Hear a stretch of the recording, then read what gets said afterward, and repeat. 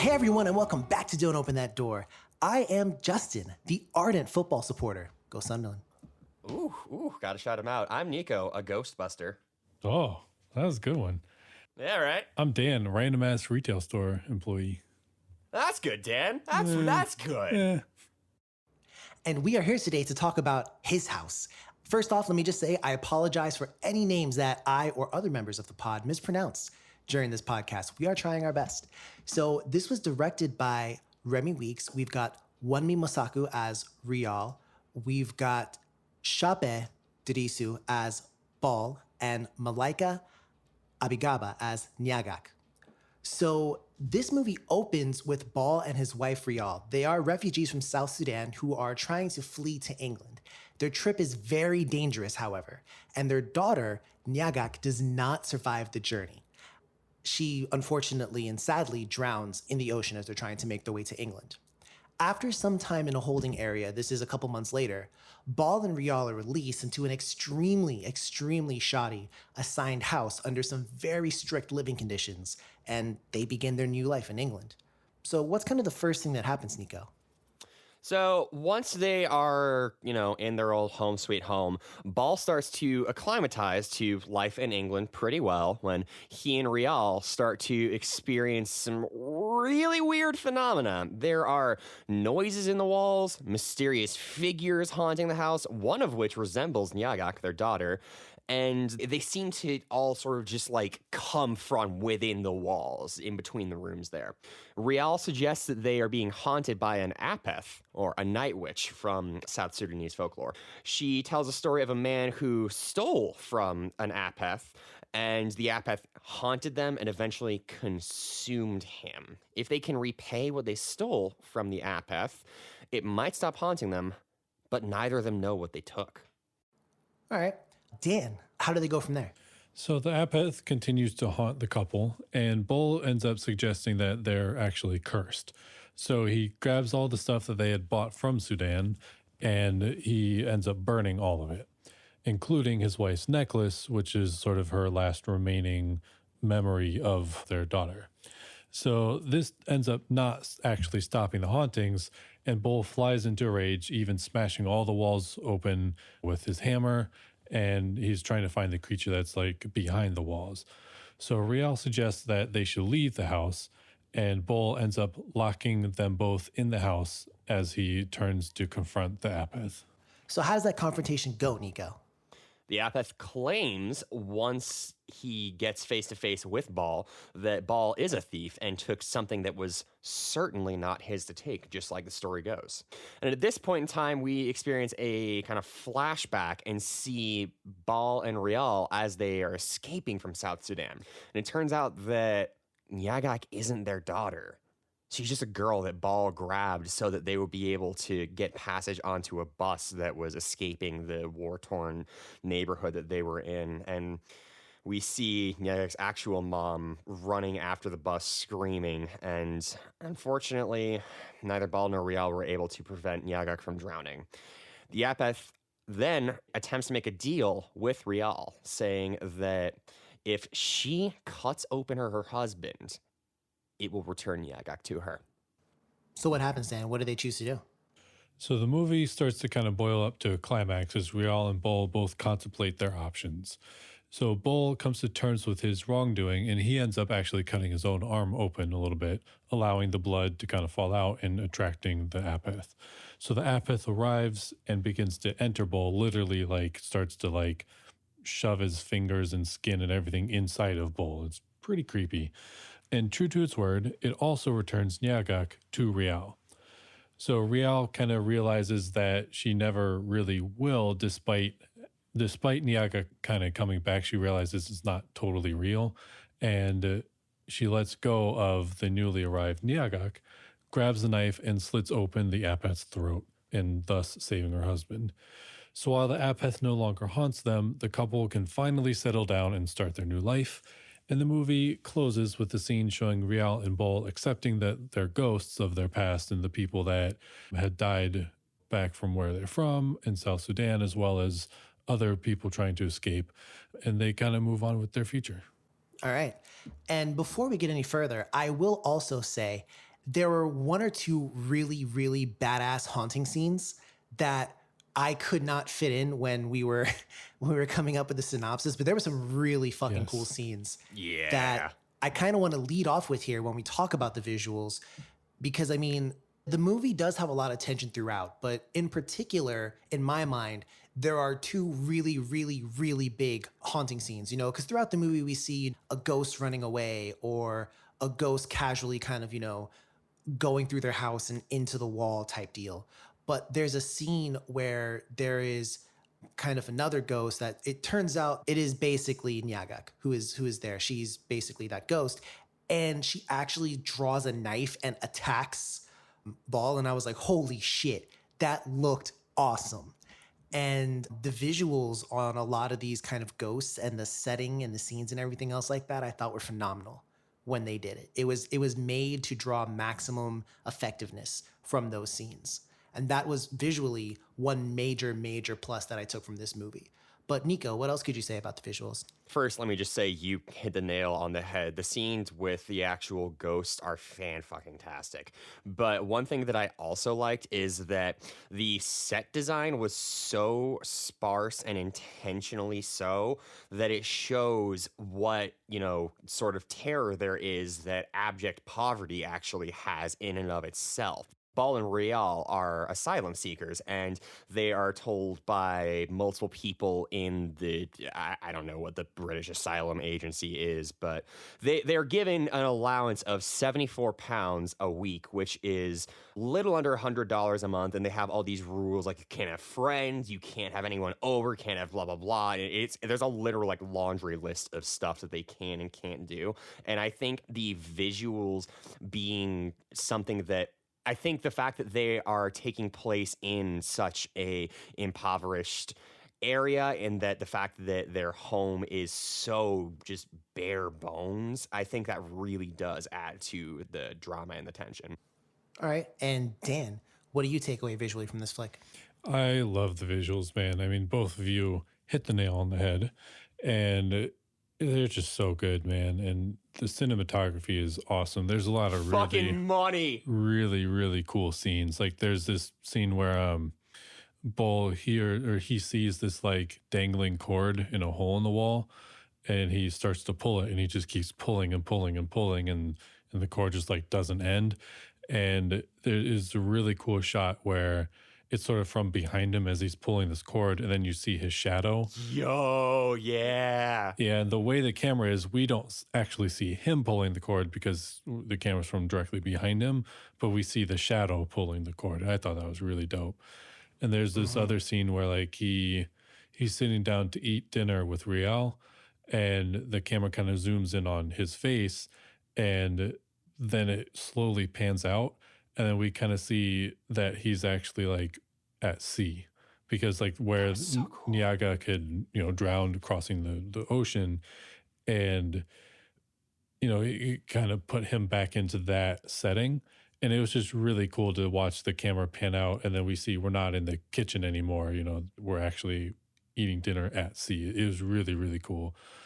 And kind of to Nico's point about, you know, the scenery and the setting and the house, I think it's really interesting how the house sort of reflects what their mental state, I guess. Oh, yeah. And you know, when we first get to there, it is dilapidated, but then as the film goes on, Bull kind of busts up the walls, like we mentioned, and everything, and that also is reflected in or reflective of the more frenetic, frantic nature of it, and the more hauntings that happen, the more dilapidated the house gets because it's getting busted up. And then at the end, when everything's better, they patch up all the walls. So at the very last scene, yeah, it looks a little busted still, but it's in repair and it's working its way there.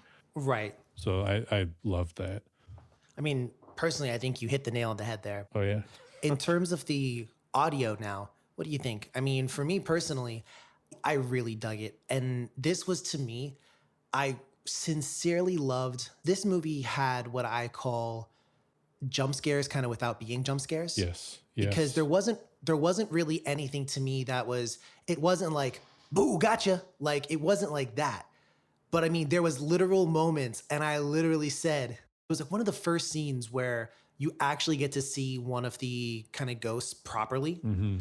And I think it's when like he was trying to convince himself that like stuff wasn't real, and then a ghost just literally like walks directly in front of him. That was so good. Here's what it is. There's like a kid outside. There's like a white kid outside the window. And your eyes follow the white kid as I forget if he's walking or riding a bike or something like that, but he's going across the window. So your eyes follow, and so is Ball's. Your eyes follow. And then when your eyes go to the logical conclusion, the ghost comes out from there. And the music plays, but it is not the stereotypical like shrill violin or nothing like that. It's not that. And I just loved It's it. subtle. Yes, and I love the subtleties of the soundtrack. But what do you think? What do you think, Dan? I mean, how do you take it?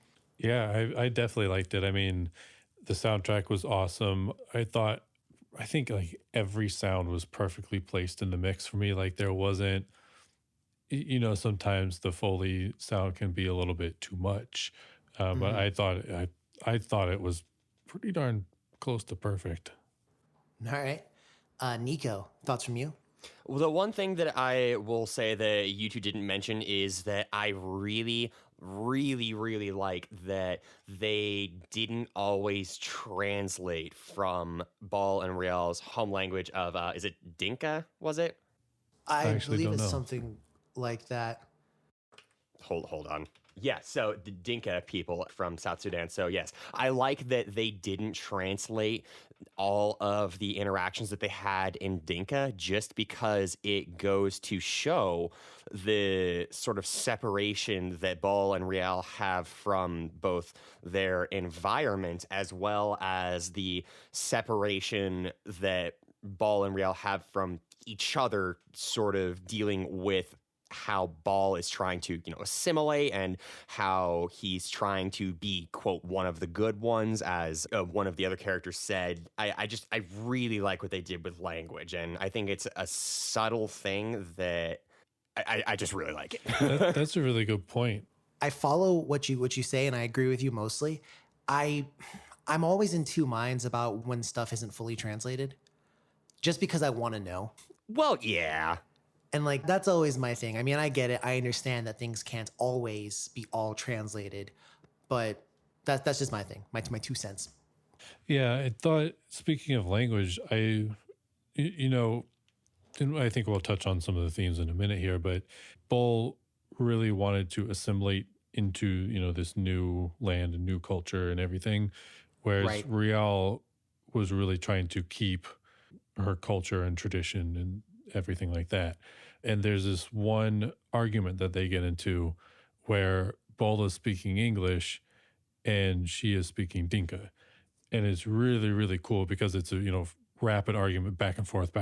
And he even says, speak English. And then one of my favorite couple lines in this movie, she says, I will speak my mother's tongue.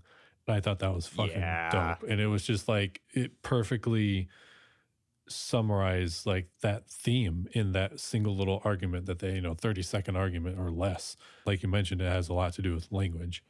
Well, it's interesting that you touch on that, Dan, because there's actually, to start to get to some of these themes here, there's another thing. And for me, this was extremely personal. The concept or idea of how she was eating her food with her hands and he was eating Oh, right. with a utensil. So I will say this, I come from a culture where there are certain foods that we just eat with our hands, similarly to how Rial was doing it. And it's funny because when she said, all I taste is the metal, anyone who hasn't grown up eating certain foods with their hands will never be able to like fully understand this. But in my culture, for example, there's something called chana, which is kind of like, I guess chickpeas or whatever, but you always eat that with roti growing up. That's what you eat chana with, always. And I remember the first time I ever had chana with a spoon, it felt wrong. Like it just did not feel natural. So when Rial is, talking about how she can't get behind eating this food with a spoon and, fork, like metal, I really, really fucked with that. because that was like right there in my heart. I was like, I 100% understand what you're talking about with that.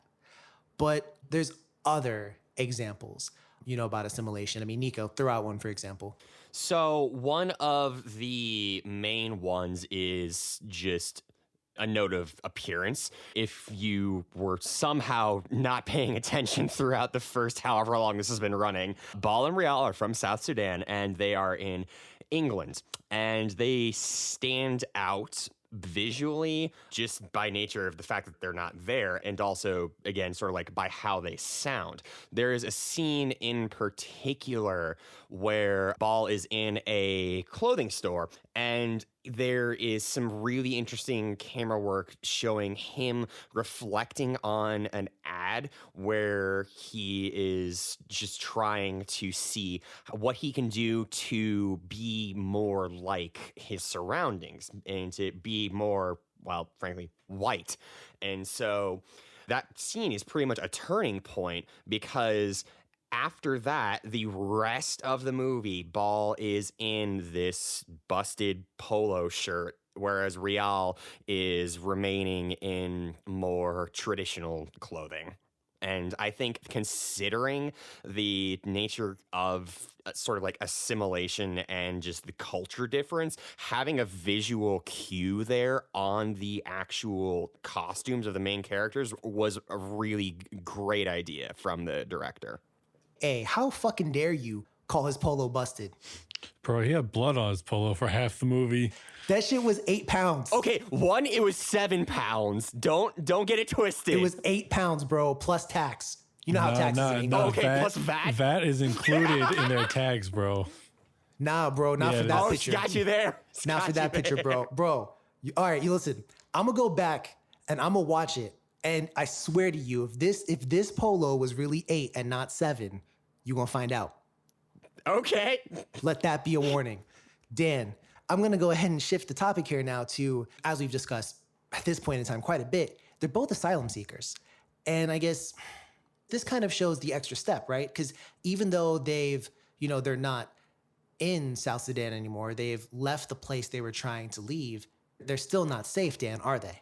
No. And I mean, I think that this is very strong, powerful movie on that front as well, on that topic of, seeking asylum and everything, and all the shit that people have to go through, and how asylum seekers are often held to a much, much, much higher standard than ever, regular citizens are. They're told, like Nico had mentioned, like they should be one of the good ones and they can do no wrong. If they mess up even once, they're done. And one thing that was kind of terrifying to me, it was they don't even know what city they're in. They have no clue where they are. And the movie alludes to the fact that they're in London, but it's never actually confirmed. Like they're on the bus, or where was it? Yeah, I think Bull was on a bus or something. And he just asked somebody, he's like, "Where are we in London?" And the guy just kind of shrugs and he's like, "Sure." Yeah. They don't even know where they are. Nobody actually tells them where they are. And when Bull goes out one time, he kind of draws like a little hand-drawn map to show Rial how to get somewhere. And it's like, they don't even know their area. Like, the thing was like, 2 blocks away, 3 blocks, and she gets lost because they have no clue where they are. And that's just something that I've never thought about. And that is just like terrifying to me. It's crazy. Yeah. It's crazy because Ball's getting his hair cut at one point and he says, "Where are we?" And the guy goes, "High Street." And Ball replies, "Like in London?" And the guy cutting his hair is like, "Sure, why not?" Yeah, that's what it was, yeah. And I was just like, well, no, Dan, to be fair, he also asks on the bus. He does also ask on the bus, and they just don't tell him. Yeah. That's just crazy to me, because you're right. Like, I never really think about that. But Nico, did you have a point you wanted to raise? The only point that I wanted to raise in particular is the scene where Rial is looking around trying to find her way to a doctor's office. That's the map that she had drawn for her, was to a doctor's office. It almost looks like she's lost in a labyrinth, the way that the cinematography is set up, how there are just walls everywhere around her no matter where she turns, and even looks a little surreal to in one part, because there is a section where at the beginning of the scene she sees this kid with some shaggy looking hair, just kicking a soccer ball up against a wall. Then she goes this way, that way, and the next, turns a bunch of corners and sees what is either that same kid or just a different kid who looks like him. And that was fairly well done, I must say, just because it really does go to show how unfamiliar territory itself can be threatening. So that's a very good point. I raised two objections. First, mate, I think you'll find we're in England and he was kicking a football. Secondly, God save the Queen and all that. that was so surreal that I actually do kind of somewhat think a little bit that was maybe a little bit of ghostery involved. I was thinking the same thing too. Because Yeah. it was the kid, really. Because the kid was behind a wall. And then she Yep. went and walked in the opposite direction, this time finding an open, like a pitch basically. And the kid's there again. Same kid. And I was like, nah. There's no way. And that was a really cool scene. That was a really cool scene Yeah. because even if the kid knew where he was going, he was surrounded by walls. I think there was something going on there, personally. But that's a really cool part of this movie where there are parts that are so surreal they do leave you guessing at times. But let's go ahead now, and I got a question for you guys. So we've spent a lot of time talking about kind of the more political, real world issues present in this movie. I mean, we've talked a little bit about the horror, not so much. Would you consider this to be a drama horror? Is this still a pure horror to you? Like, where would you categorize this? And I'm going to lead off with you, Nico. Where would you really put this? See, I think this is pretty much just straight up horror. It's hard for me to call something a drama solely based off the fact that it has fucking great writing, which, to be clear, this film has fucking great writing, and a lot of it is dramatic. And I think that it's just part of the textures of the film, really, that so much of the tension has to do with their lived experience. I mean, it is a good horror movie in that it doesn't show its hand too much. It doesn't spend way too much time actually showing the ghosts on screen or interacting with either the apathy or any of the other sort of specters haunting them. A lot of the tension does come from the struggles that they are experiencing in real life, and that's still scary. So I would still consider this straight ahead horror. Okay, see, I'm going to disagree with you here. And I'm going to say that I do consider this to be a horror/drama movie. Only because I think in a horror movie, and we talk about tension a lot, and this movie does have a ton of tension, there are still scenes that are great scenes, mind you, such as the one that you described with Ball going to get some clothes, Ball getting his hair cut, or even, there's a scene where Ball goes to request a new place.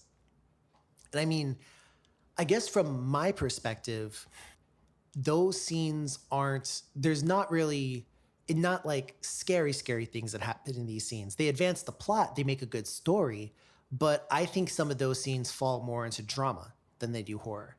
And I think given, just for me, a lot of things that happen in this movie, I kind of think it, to me, but I think it falls into the category of kind of a horror drama. But as always, neither of us has the right answer, but I bet you Dan does. Go ahead, Dan. Whoa. What do you think I don't this know, is? that's a lot of pressure. I think it's definitely a horror. And I think it has a lot of drama. This is a movie that has a lot to unpack. And Yes. man, when the movie ended, I spent a good 30 minutes just sitting there being like, damn, just like thinking about what I watched. And True. Yeah. It's like, damn. Which most horror movies don't have. So there's so much going on in this movie, and there's definitely a lot of drama and stuff, which I think helps to advance the horror in it. I still consider it horror, though, definitely. Right. Horror with heavy drama influence. Okay. Now, I guess this is something that I feel like needs to be asked. As we covered in the synopsis, we know that Ball, would you use the word kidnapped a child? Literally. I mean, Yeah. Yeah, I guess. Yeah. All right, yeah. So he literally kidnaps a child, passes it off as his own, so that he and Rial can make it onto a bus so that they can escape the situation they're in. Is Ball a bad person for doing what he did? Yes, and I will die on this hill. Absolutely, yes. No room for yes, yes, yes. Dan? I'm going to say yes, but I understand why he did it. It fucking sucks and I don't really agree with it, but like shit, man.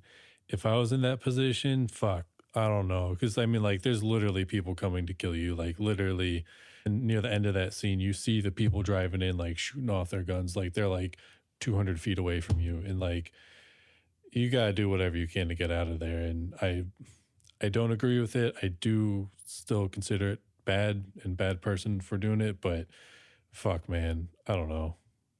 That was hard. See, all right. All right, I'm about to have the hottest take of 2020 here. No, I don't. And my reason for saying that is what he did, I can sit here in my safe house and say what he did was morally wrong, but I will never be in that situation. Right.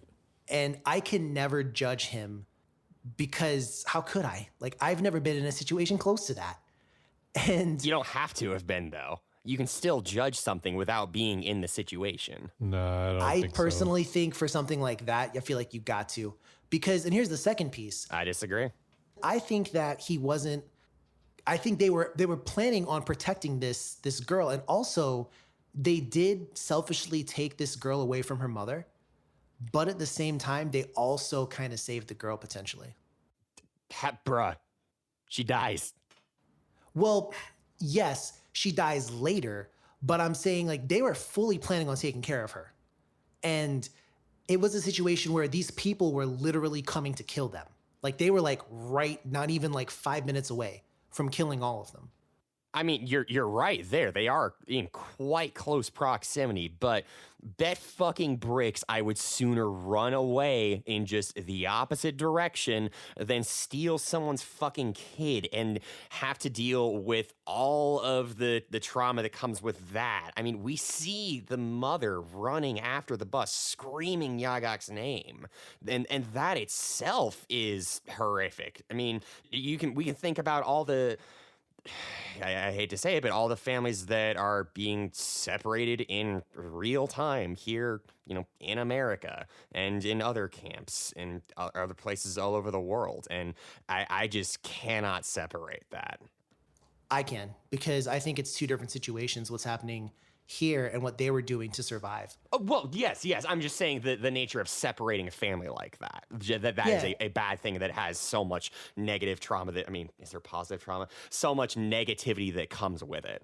Nah, and I feel what you're saying. I just personally say like, I can't sit here and be like, you're a bad person for doing this. I can be like what you did, I view obviously kidnapping is wrong, but in that situation, I'm gonna keep it real, man. And I feel like anyone judging that man who hasn't been in that man's shoes for something like that, particularly for something like that, I always say, man, you never know what kind of person you are until something goes down. I agree. And that's real. That's real. I disagree, but that's okay. There we go. You got different opinions here. That's what you came for, right? Are you not entertained? So has there ever been an episode where you and I in particular, Justin, have agreed on everything? yeah. Really? I'm not so sure. Listeners, go back and listen to our Midsummer review. Oh, fuck. Yeah, I was the odd one out on that one. Yeah, Dan was the odd one out. Dan's still getting threats to this day. I'm playing. He's not. So I'm not playing. He is. So I do also want to ask you guys, what are your thoughts on, kind of the big bad here, the Apeth? And is this, is the Apeth also portrayed any differently from kind of normal, standard, literally white people ghosts? Yes. So it is. Yes. I fucking loved it in this movie because Go ahead, break it down. This movie isn't afraid to show it. First of all, you mentioned before the pseudo but also lack of jump scares in this film. Mm-hmm. And one thing I loved was there would be a jump scare, but it would be like 2 seconds later you actually see the ghost. Yeah, right. You continue on. Yeah, so it's like, okay, well, this isn't a jump scare that's just leading to nothing. Like, it actually amounts to things. And you see the ghosts pretty quick. Yes, you do. Pretty much right at, well, not the beginning of the movie, but right as soon as the hauntings start, you're seeing the ghosts. And Correct. they're all fully believable. It's not just like, oh, hey, oop, there's this little Whoop sound in the distance. this. Whoop, whoop. It's like actually a thing. And they have real repercussions for being there too. And like Justin was saying, there's this crazy scene where this, spirit ghost thing that looks very much like Nyagak is like attacking him. And then all these other ghosts come out and like hold him down and they, start attacking him. It's crazy. And I mean, that's something that just doesn't happen in white people ghost movies. And I loved it. It was so different. And I just was not expecting to see that much ghost, that much real implications of that. So I loved it. Do you think they were trying to kill him? Or do you think they were kind of like foreshadowing how to get rid of the Apeth? Because they hold the knife to his throat and Rial slits the Apeth's throat, which I will say, as a brief aside in tone, I thought it was funny as fuck that they just murk the Apeth like that. But like, I don't know. I mean, I think, first off, I kind of think they were trying to kill him a little bit. And again, you could be right, Nico. You could totally be right. I could totally be wrong. But I don't think so. I was just rating it as a possibility. I honestly don't really know what to concretely make of that scene other than that it was good. And like we've all said, there's a lot to unpack in this movie, and we're not going to get to every little bit in this podcast. No, definitely not. Definitely not. And there is a ton to unpack here. I will say, from my take, and coming from a West Indian background, I'm Trinidadian. Obviously, I mean, the cultures that make up my island are basically African, South American, and, like Indian, basically, / Middle Eastern a little bit, and Asian too, I guess, a little bit. But in general, there are so many similarities in some of the things discussed in this movie and just things out of my culture. There are so many similarities. And it's crazy to me, particularly the ghosts, because you did something wrong. You took something that didn't belong to you. And trust me when I tell you, there are so many stories from Trinidad where, like I grew up hearing stories about like, this boy took, there was like jewelry under a bridge and he wasn't supposed to take it. That wasn't his to take. He took the jewelry and then he literally got like cursed and died. And people, elders will tell you these stories and they'll just look at you and you'll be like, that was a story, right? And they'll be like, nah, that was real. Or yo, what about the thing with your knife? Yeah, dude. I mean, the shit about my knife, which look out for that on a bonus episode, the haunted knife. But it's one of those things where, I mean, it's crazy, dude. It is insanely ill. Just the way that I fucking dug this ghost was. And even there was an article that Nico shared with me a little bit before the show where, they talked about the concept of how the word to eat is used in the Dinka culture and how I'm going to butcher this, I bet, but the word to eat like food is different from the word eat when used in reference to the Apeth. Because eating is almost like taking in a way. That's what the article was saying. And so in a way, Ball ate because he took something that wasn't his. And that was his way of eating. And so the Apeth was going to, in a way, kind of consume him in response to that. And it would have if Rial didn't save him. Another thing that I thought was different about this compared to Western white people ghost movies is they very quickly believed the ghost was there. Oh, hell yes. I mean, Yeah. like pretty immediately. Now, Ball didn't totally believe it was an Apeth specifically, but he was like, yeah, we're haunted. Like, yeah, this shit's happening. And Rial was very quickly like, she was one that was like, this is an Apeth, this is it. And she has a line that I also really liked where she says, "You think after all that we've seen and been through that I would be afraid of ghosts." She's not scared of this shit at all. Yeah. Like, not at all. And she's like accepting that it's here, that it's haunting them, and that it's just gonna be there. And her line was like very true. Like out of all the horrors that she's seen in her life, and like there's a scene later on, she's in sort of like a dream kind of thing with a bunch of people and a bunch of women in like maybe a school or something. I don't quite know. I believe it is a setting like that. Yeah, and I assume that this actually happened to her, or at least she saw it anyways. But she's like conversing with these people in the dream, and then later on, at the end of this dream part, we see that all of them have been murdered. And I mean, I assume that actually happened in real life, that somebody came in and gunned everyone down. And so it's kind of like, how can you be scared of ghosts after you've seen all these horrors and atrocities committed? Like, it's just a fucking ghost. Like, what's it going to do? Yeah. And I mean, when you talked about how quick Ball was to believe they were cursed and haunted, I was literally cheering when he immediately burned everything. Yep. I was like, yep, yes, you are correct. So that is the right move, you think? So sometimes if you They're have... burning Nyagak stuff. Right. So that's what he thought was haunting them.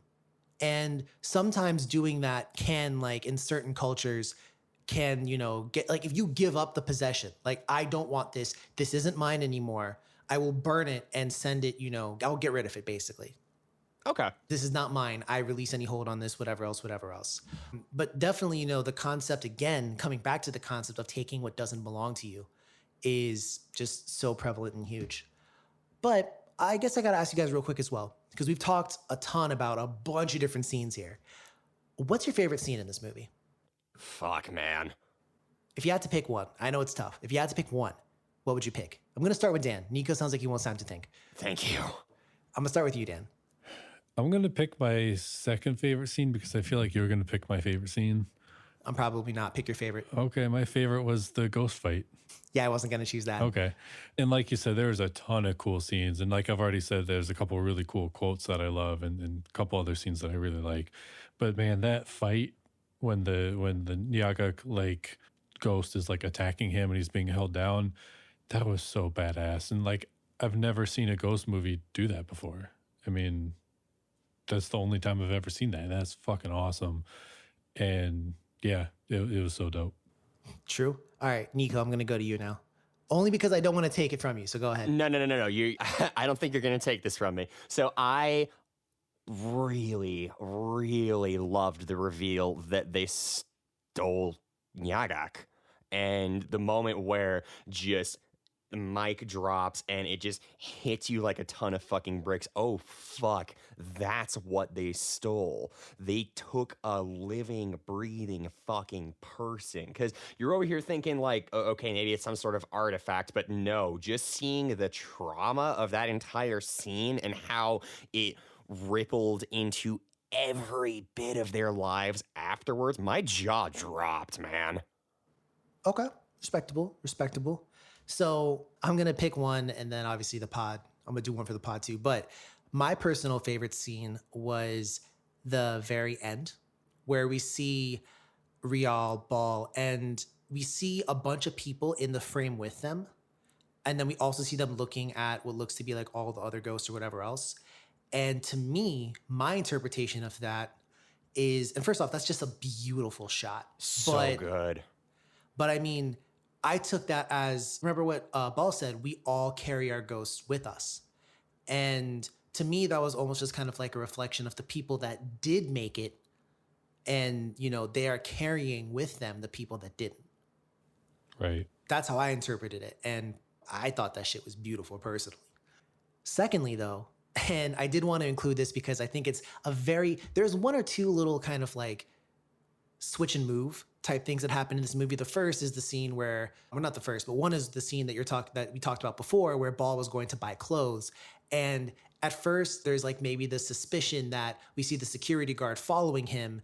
And we're like, oh no, I really hope there's not something going on where the guard, like tries to mess with him because the guard thinks he's stealing or something like that. Thankfully, nothing like that happened. But I guess the tension or the suspicion was there. You know what I mean? It's good that they added that in, honestly. And so there's another part where Ball is walking and there's a guy on the street, like outside of a building, and he's like, "Oi, are you one of them refugees?" Yeah. And he's like, "Come here, I got something for you." And I'm like, oh shit, what's about to happen here? And they've actually got like a little, kind of like gift basket / welcome package for him. I thought they was gonna like jump him or something. Same. Well, right. And so here's the thing though. Here's the thing. So I know that in England, particularly, kind of like middle to / like less well off, more poor, if you will, people are often regarded as very xenophobic and, just hateful people at times. And that's kind of like a common conception. Also, they were Stoke City supporters, and Stoke is a working class city. Okay. They are a working class city. So the fact that you had these working class people that were willing to help, I thought that was really touching and showed that even amongst all these shit people, there are good people too. So personally, I really messed with that. I long considered what to do for the what would you do, and kind of out of respect for the situation in this movie, I am going to change it quite a bit, and it's going to be a very simple question. Nico, if you were haunted by a ghost that was just, in your house, Sure. and the ghost was like, bro, you can't get rid of me, I'll follow you. What would you do to get rid of a ghost? Just out of curiosity. Nah, I'd just be like, I bet. I hope you find my life interesting, homie. So you would just take being constantly haunted? The fuck am I gonna do to get rid of it? I mean, like, I would do the usual bits. Like, I would call a priest, a Buddha, a fucking shaman. Like, I would Wait, get I'm sorry. all the You crew said you in would here. call a Buddha? I would call the Buddha. The one and only. Get Siddhartha on the phone. Got him on speed dial. What you know about it? Ed and Lorraine Warren, Okay. bro. So you would basically do what we refer to as our Pokemon exorcism and I can't believe that came back. try and find the correct type of exorcist to get rid of the ghost. Straight up, yeah. Dan, what would you do? I think I'm there with Nico on the finding a priest, everything, just trying to exercise the shit out of that. Once that fails, I don't fucking know. Now, let's say you try everything and it fails, and the ghost is like, you took something from me. Whatever it could be. What if the ghost is like, I want you to offer me, like, let me possess you for a little bit? What if that was the terms? Would you let the ghost possess you for like a month? Nah. Well, if he seemed pretty chill, then maybe. if he was chill. Yeah, if he had a Hulu subscription and had some opinions on Modern shit, Family. We'll share passwords. I got you. Got you with Netflix. Ghost is like, my Hulu password is capital THE ghost. Bro, are you serious? But no, in all seriousness, I would try and exercise that ghost. And if it didn't work, if I couldn't get rid of it, I really don't think you have a choice. No. You know who they should have fucking called? Yep. Oh my God. Ed and Lorraine, goddamn Warren. That's another cool thing that this movie did too, though, was I don't know that we mentioned it, but because of the situation they're in with immigration and everything, they have to stay in that house. They cannot Correct. leave. And not only that, even if you were to say, well, fuck that and leave, the ghost itself is like, nah, I'm gonna fucking follow you. So It's like, I there's bet. literally like the whole like, what would you do? Oh, I'll just leave. That's not You can't. It's not Yeah. possible. Congrats, now you're homeless and haunted. Yeah. Yeah. And that's the thing, is like, those are the only two things I could realistically take from that scenario without truly taking And the I piss. thought that So, was yeah. a really cool, simple, but like very overlooked yet simple way to just be like, no, you can't get out of this, you know? True. I thought they did Very a really true. good job on that. And I don't mean simple as in like, oh, well, that's dumb, but like, you know, sometimes things are just, they feel so obvious, but it's like not. That's what I feel like this was. And it's like, oh yeah, you could just have the ghost Very follow true. them no matter what. And then, okay. Very true. Very true. So real quick, before we get to our final scoring, are there any criticisms that you would really point out for this movie? And for me personally, it's very minor. There was once or twice where there was some CG involved or a green screen, and it didn't necessarily look the best, but those are extremely minor complaints, and perhaps the only ones I really have. This movie was really good. Nico, how about you? I genuinely don't have any complaints. This is a phenomenal experience from start to finish. Okay. Dan, how about you? I agree. I don't really have any criticisms. All right, well, there you have it. So now let's go ahead and take a look at this on Rotten Tomatoes. This movie's got 100% on Rotten Tomatoes from critics, Fuck. and it's got a 76% score from the audience. Man, fuck the audience. Where would you guys put it? I'm going to go with you first, Dan. Man, I fucking love this movie. Like I said, there's so much to unpack, and I thought the everything was so original and just so eye-opening to me, and it was amazing. And the cinematography, I didn't really say this during the visual part of it, but I feel like the cinematography did the exact job it's supposed to, and it really helped advance the plot and the story and the themes and everything like that. And it was perfect to me, the cinematography anyways. This was one of my favorite movies I think we've ever watched. I'm going to say in 97. All right. Wow. Nico, how about you? I am a little bit more, laissez-faire on giving out higher scores than I would say both of you in general.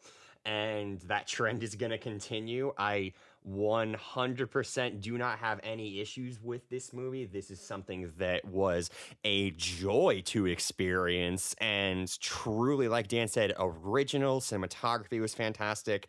I'm giving this 100. All right. I'm giving it a 94 personally. I think that I really liked it. I really enjoyed this movie a lot. It was really good. That's all I can say. It's just very, very good. So let's now go ahead and I just lay it on the table. And this will be pretty easy. And also, I do want to say real quick, if there weren't time constraints, I would wax lyrical about this movie for my thoughts. Because, I don't really give 94s out like that. And it's one of those things where, geez, man, just the cultural connection that I feel to this movie, the fact that, I remember when there was the whole part where there were these kids telling Rial, go back to Africa.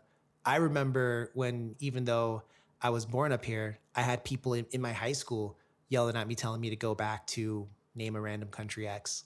So, there is so much that I personally related to in this movie that it's a lot, man. It's a lot. So that is part of the reason why I, gave it such a high score for me, for Justin. So would you recommend this to a friend? Fuck yes. Yup. Right? Okay. I'm just golden seal of approval, right? Yes. Yup. All right, golden seal of approval. Not even going to bother asking the question there. So This movie's so goddamn good. although I did. So yeah, that's been it from us here at Don't Open That Door. If we convince you of anything this week, watch this fucking movie. No, seriously, watch this fucking movie. It's so good. It's very, very, very, very, very, very, very good. Also, just very good. So True. And one more thing. yeah, It slaps. It's really, really good. it's very good. So Good. please watch it. But also, if you like what you've heard today, give us, go ahead and follow us on social media. We're on Twitter and Instagram at DOTD Horror. We're on Facebook. Don't Open That Door. And that's been it from your boys Nico, Dan, and Just. Keep yourself safe. And if this movie didn't, hammer the message home, be fucking kind to one another. And please, ladies and gents, don't open that door. Bye.